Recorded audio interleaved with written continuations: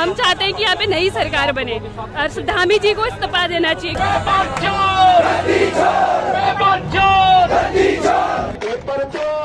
उत्तराखंड अधीनस्थ सेवा चयन आयोग यानी UKSSC पेपर लीक की लड़ाई अब सीएम के इस्तीफे तक आ गई है। उत्तराखंड के पहाड़ों से लेकर मैदानों तक हर जगह हजारों युवा पहले ही एक नारा लगा रहे थे कि पेपर चोर गद्दी छोड़, लेकिन जैसे ही सीएम धामी ने इसे हिंदू मुस्लिम रंग दिया, जैन जी भड़क गया और अब पेपर रद्द कराने की मांग, सीबीआई जांच की मांग के साथ ही सीएम धामी के इस्तीफे की मांग भी जुड़ गई है। यानी कि नकल जिहाद वाला एंगल अब धामी की कुर्सी पर भारी पड़ने लगा है। 15-15 घंटे पढ़ रहे हैं लाइब्रेरी में और पेपर 15 लाख में बेच रहे। हमारे बाप के पास 15 लाख नहीं तो वो कहाँ से देंगे? तभी तो पेपर लीक है। तो जो भी वो करना चाहते हैं आपके साथ कर देंगे। एग्जाम लीक, एग्जाम कैंसिल और उनको बेरोजगारी से कोई फर्क नहीं पड़ने वाला। कभी कोई पेपर आज तक एक भी पेपर सही नहीं हुआ। हम चाहते हैं कि यहाँ पे नई सरकार बने और धामी जी को इस्तीफा देना चाहिए। एक नजर डालते हैं कि कैसे यह मामला सीएम धामी के इस्तीफे की मांग तक पहुंच गया है। पूरी कहानी सरसरी तौर पर डालते हैं नजर। 21 सितंबर की सुबह जब 445 सेंटरों पर UKSSC की परीक्षा शुरू हुई तो आधे घंटे बाद ही हरिद्वार के एक सेंटर से प्रश्न पत्र के 3 पन्ने बाहर निकल आए। वो तस्वीरें कुछ ही देर में सोशल मीडिया पर वायरल हो गई, जिसके तुरंत बाद बेरोजगार संघ ने तुरंत दावा कर दिया कि पेपर लीक हो चुका है। लेकिन असली कहानी तो एक दिन पहले ही शुरू हो चुकी थी, जब 20 सितंबर को STF और देहरादून पुलिस ने बड़ी कार्रवाई करते हुए हाकम सिंह और पंकज गौड़ को गिरफ्तार कर लिया और आरोप था कि ये दोनों मिलकर अभ्यर्थियों से 12 से 15 लाख रुपए तक वसूल रहे। तो है 15 लाख रुपए है, इसमें मैंने बोला तो था। अच्छा, कम हम कुछ हो जाएगा कुछ? अरे कुछ नहीं है भैया, कम कहा, कम के चक्कर में तो फंस गए थे लोग। जब ज्यादा लड़के भरे, कम लड़कों में ज्यादा बजट में कर दे। हाकम सिंह, जिसे आप जानते हैं, ये कोई नया खिलाड़ी नहीं है। वो पहले भी इसी तरह के मामलों में जेल जा चुका था, लेकिन सिस्टम की कमजोरी और राजनीति की हिफाजत ने उसे जमानत पर बाहर निकलवा दिया और बाहर निकलते ही वो दोबारा एक्टिव हो गया। अब सवाल ये था कि जब एक दिन पहले ये दोनों पकड़े गए तो पेपर लीक कैसे हुआ? क्या पहले ही पेपर लीक हो चुका था, या पुलिस के मुताबिक एक सेंटर से पेपर लीक हुए? आखिर जैमर थे जहां लगे हुए, और जैमर लगे होने के बावजूद उस सेंटर से पेपर बाहर कैसे आ गया? जांच में यह सामने आया कि हरिद्वार के आदर्श बाल सदन इंटर कॉलेज में 18 कमरे थे, लेकिन जैमर सिर्फ 15 जगह लगे थे। कमरा नंबर 9, कमरा नंबर 17 और कमरा नंबर 18, इनमें जैमर नहीं लगे थे। और कमरा नंबर 9 में बैठा था खालिद। इसी खालिद ने बाथरूम जाने का बहाना बनाया, प्रश्न पत्र अपने साथ ले गया, तस्वीरें खींची और अपनी बहन साबिया को भेज दी। साबिया ने वो तस्वीरें असिस्टेंट प्रोफेसर सुमन तक पहुंचाई और फिर सुमन ने सवाल हल करके वापस भेज दी। यानी कि पूरा गिरोह पहले से तैयार था और ये खेल सिस्टम की नाक के नीचे हुआ। सवाल यह है कि कमरा नंबर 9 में कैसे पता था यहाँ खालिद बैठेगा और यहाँ जैमर नहीं लगाना है? ये क्या संयोग था या कोई प्लानिंग थी? पुलिस की इस कहानी में कई सवाल हैं जिन पर बाद में आते हैं। जब यह परत उधड़ी तो पुलिस ने तेजी दिखाते हुए खालिद और उसकी बहन साबिया को गिरफ्तार कर लिया और असिस्टेंट प्रोफेसर सुमन को निलंबित कर दिया। इसके साथ ही जिला ग्रामीण विकास अभिकरण के प्रोजेक्ट डायरेक्टर KN तिवारी पर भी गाज गिरी और ड्यूटी पर तैनात सब इंस्पेक्टर रोहित कुमार और कांस्टेबल ब्रह्मदत्त जोशी को भी सस्पेंड कर दिया गया। लेकिन सवाल वहीं का वहीं रह गया कि अगर सिस्टम इतना ही मजबूत था तो पेपर बाहर निकला कैसे, और आखिर इतनी लापरवाही हुई क्यों? अब छात्र गुस्से में था कि हर बार paper leak, paper leak, paper leak. तो फिर 22 सितंबर को बेरोजगार संघ ने सचिवालय कूच का ऐलान कर दिया। उनकी मांग थी कि इस पूरे मामले की CBI जांच हो, दोषियों को सख्त सजा मिले और पेपर निरस्त कर दिया जाए। लेकिन इस दौरान सियासी दांवपेच चलने लगे और मामला और बिगड़ गया। जैसे कुछ छात्र गुटों का एक गुट सचिव से मिला तो उन्होंने कहा कि पेपर लीक नहीं हुआ है, अगर कोई गड़बड़ी हुई तो एक सेंटर भेजिए, ऐसे में जो भी फैसला लिया जाए संबंधित परीक्षा केंद्र के संबंध में ही लिया जाए। लेकिन बाद में चला ये छात्र प्रायोजित थे, जिनको बेरोजगार संघ के छात्रों ने नेपाली फार्म पर रोका भी, पीटा भी, जिसमें कईयों ने कहा कि उनको तो यहाँ बुलावा भेजा था, उनको नहीं पता वो सचिव से मिलने क्यों गए थे। इस मामले को लेकर, इस प्रकरण को लेकर हल्द्वानी, हरिद्वार, देहरादून, पिथौरागढ़ से लेकर हर जगह युवा सड़कों पर उतर आए और भूख हड़ताल शुरू कर दी। और यहीं से एक नारा उठा पेपर चोर गद्दी छोड़। पेपर चोर गद्दी छोड़, पेपर चोर गद्दी छोड़, सीबीआई चोर, सीबीआई चोर, सीबीआई चोर, सीबीआई चोर, गद्दी छोड़, गद्दी छोड़, गद्दी छोड़। इसी के साथ सचिवालय की सड़कों पर छात्र पसर गए हैं, वहीं डटे हुए हैं, उन्होंने डेरा अपना वहीं जमा लिया है। रात हो दिन हो कोई भी वक्त हो, छात्र वहीं पर मोर्चा खोले डटे हैं। मुझे लगता था पटारी जी ये सब तो भाई पढ़ के बनते हैं, पर जब हम मैदान में उतरे तो ऐसा लग रहा है कि सब बड़े लोग हैं जिनके पास 15-20 लाख रुपए है, उसके बावजूद भी वो 15 लाख रुपए दे रहे हैं। मम्मी का फोन आता है कि पेपर कैसा गया है। अब मैं धामी सरकार से ये पूछना चाहता हूँ, क्या बोलूँ मैं घर में कि कैसा गया है पेपर? आपने तो बेच दिए पेपर, दूध घी बेचकर मुझे यहाँ पढ़ा रही है, मैं क्या बोलूँ? तो अब कहाँ राजनीति पीछे रहती? कांग्रेस सांसद राहुल गांधी ने भी हमला बोला है और कहा है कि बीजेपी का दूसरा नाम है पेपर चोर।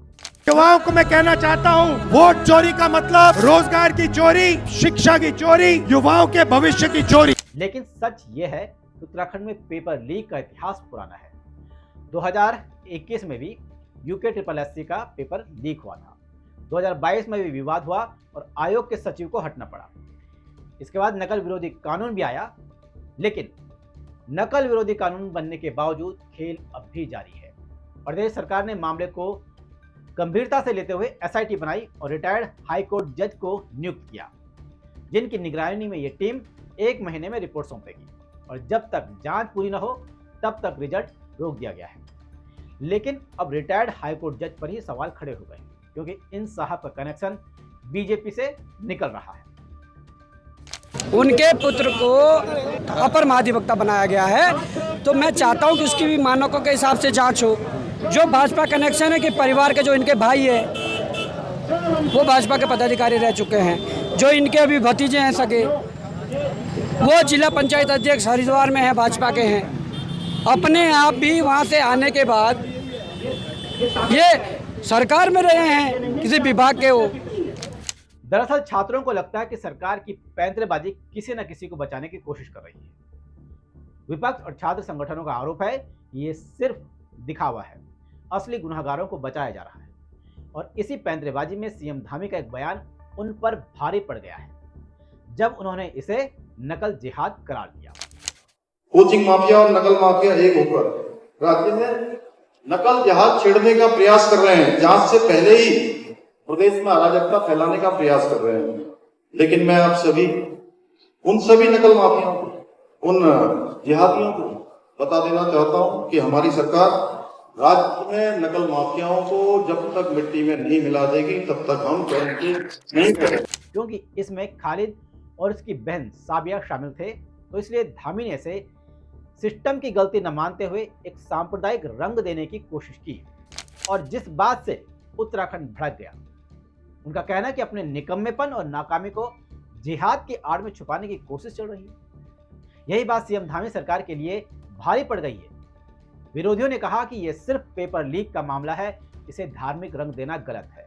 सरकार असल मुद्दे से ध्यान भटका रही है। तो फिर लोगों का गुस्सा अब सीएम धामी की तरफ भी मुड़ गया है और यही कारण है कि अब मुख्यमंत्री के इस्तीफे की मांग भी जोर पकड़ने लगी है। कभी कोई पेपर आज तक एक भी पेपर सही नहीं हुआ। हम चाहते हैं कि यहाँ पे नई सरकार बने और धामी जी को इस्तीफा देना चाहिए, क्योंकि इनकी वजह से हमारे साथ बहुत ही ज्यादा अन्याय हो रहा है। इस प्रकार से जो धार्मिक उन्माद फैलाने का जो पहला व्यक्ति है वो अगर कोई है तो इस प्रदेश का मुख्यमंत्री है, जिन्होंने नकल जिहाद का इसे नाम दिया है। अगर कल के दिन प्रदेश के भीतर कोई भी धार्मिक उन्माद होता है तो इसका पहला आरोपी उत्तराखंड का मुख्यमंत्री पुष्कर सिंह धामी है। अगर हमें न्यायालय की शरण भी लेनी पड़ी, व्यक्तिगत पार्टी बनाया जाएगा मुख्यमंत्री धामी को हाई कोर्ट या सुप्रीम कोर्ट में, क्योंकि ये वो व्यक्ति है जिन्होंने नकल जिहाद के नाम पर धार्मिक उन्माद फैलाने के लिए पहला प्रयोग किया। आप इस अगर कुछ भी होता है प्रदेश के अंदर, ये मुख्यमंत्री जिसके जिम्मेदार है। तो अब आर पार की लड़ाई छिड़ गई है। जैन जी का मूड धामी सरकार से उखड़ गया है और होना भी चाहिए कि जब बार बार पेपर लीक होते हैं तो कोई ना कोई तो जिम्मेदारी लेने वाला होना चाहिए। और इस मामले में जिम्मेदारी कौन लेगा? क्या सिर्फ छोटे मोटे आरोपी पकड़ लेने से समस्या खत्म हो जाएगी? क्या नकल जिहाद कर बच जाएंगे या फिर नकल जिहाद के बहाने किसको बचाया जा रहा है? कोई तो होगा इस पूरे खेल का मास्टरमाइंड। सोचिए, वो बच्चा जिसने रात रात भर पढ़ाई की, खेत बेचकर कोचिंग की, फीस भरी और अब वो सड़कों पर नारे लगाने को मजबूर है। क्या उसका गुनाह सिर्फ इतना है कि उसने सपने देखने की हिम्मत की कि वो रोजगार मिलेगा? आज लाखों युवा पूछ रहे हैं कि हम मेहनत करें, पढ़ाई करें, लेकिन अगर सिस्टम ही बेईमान निकला तो आखिर हम किससे उम्मीद करें? देखते हैं आने वाले टाइम में ये लड़ाई कहां और किस मोड़ पर खत्म होती है। नमस्कार। पेपर चोर उत्तराखंड के पेपर चोर, बचेगा नहीं इस जनता से चाहे लगा ले कितना जोर, बचेगा नहीं इस जनता से चाहे लगा ले कितना जोर। पेपर चोर पेपर चोर पेपर चोर पेपर चोर पेपर चोर पेपर चोर उत्तराखंड के पेपर चोर, पेपर चोर उत्तराखंड के पेपर चोर, पेपर चोर उत्तराखंड के पेपर चोर, पेपर चोर उत्तराखंड के पेपर चोर। हाकम तो बस मोहरा है, असली हाकिम कोई और, हाकम तो बस मोहरा है, असली हाकिम कोई और, हाकम तो बस मोहरा है, असली हाकिम कोई और, हाकम तो बस मोहरा है, असली हाकिम कोई और। पेपर चोर उत्तराखंड के पेपर चोर, पेपर चोर उत्तराखंड के पेपर चोर, पेपर चोर उत्तराखंड के पेपर चोर, पेपर चोर उत्तराखंड के पेपर चोर, पेपर चोर उत्तराखंड के पेपर चोर, पेपर चोर उत्तराखंड के पेपर चोर। बचेगा नहीं इस जनता से चाहे लगा ले कितना जोर, बचेगा नहीं इस जनता से चाहे लगा ले कितना जोर, नहीं बचेगा इस जनता से चाहे लगा ले कितना जोर, नहीं बचेगा इस जनता से चाहे लगा ले कितना जोर। पेपर चोर पेपर चोर पेपर चोर पेपर चोर उत्तराखंड के पेपर चोर, उत्तराखंड